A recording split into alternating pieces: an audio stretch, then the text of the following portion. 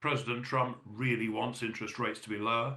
And I think that it's going to be very clear that the next Fed governor will be a dove and rates will come lower. And I think anticipation of that will be one of the biggest factors in the gold market over the balance of this year and probably into next year too.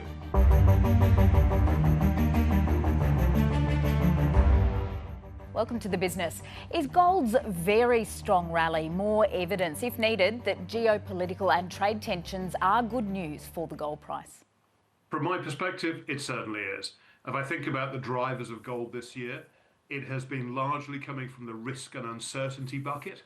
And that risk and uncertainty has been predominantly coming out of the United States, whether it's the trade issues, obviously the tariffs that go with them, but also concerns about the long-term fiscal position in the United States. Debts and deficits are also driving gold from time to time this year.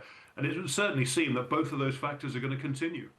So combine all of the volatility we've been seeing with a weaker US dollar, and it certainly appears as though some central banks have taken the opportunity to increase their reserves. Certainly. I mean, it's been a theme we've seen since the global financial crisis. Central banks have bought gold every year since 2010, but they've accelerated their purchases tremendously in the last few years, doubling their buying back in 2022, and strong buying continues by central banks. Part of this, I think, is diversifying away from the US dollar. Part of it is because gold that you own in your own country and you can control is a sanctions-resistant asset, something that has become particularly relevant following the sanctioning of the Central Bank of Russia after Russia invaded Ukraine back in 2022. Which countries have been the biggest buyers this year so far?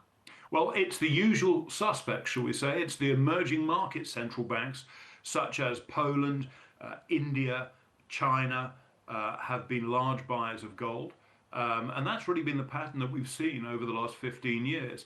It's not the European central banks that sold gold at low levels in the 1990s and the 2000s.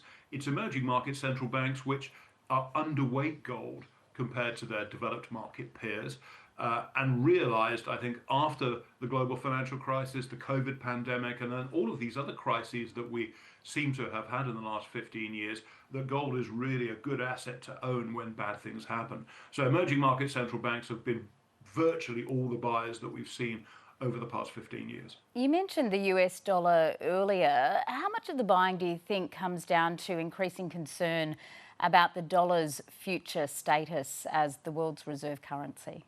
Well, it is the world's reserve currency, certainly the preeminent reserve currency of the world, and probably will remain so for the foreseeable future.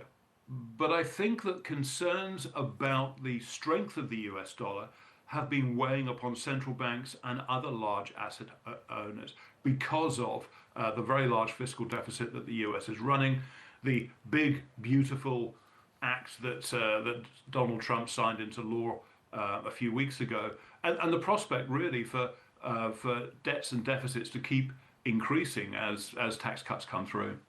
Let's look forward, and we have seen US CPI rise slightly overnight, likely delaying further US rate cuts. What are the implications of higher for longer rates on the price of gold? Well, it's certainly a headwind towards future strong performance for gold. US interest rates remain a really important driver, particularly in the short term, of the US dollar denominated gold price. Rates will come lower though. This inflation peak is probably associated with the tariffs. Those will work their way through the inflation numbers. But more importantly, we're going to get a new Federal Reserve governor at some point in the next 12 months, probably next year, unless Donald Trump and his associates can find ways to dismiss Jay Powell for cause, because President Trump really wants interest rates to be lower. And I think that it's going to be very clear that the next Fed governor will be a dove and rates will come lower. And I think anticipation of that will be one of the biggest factors in the gold market over the balance of this year and probably into next year too. John Reid, thank you for joining the program. Thank you very much.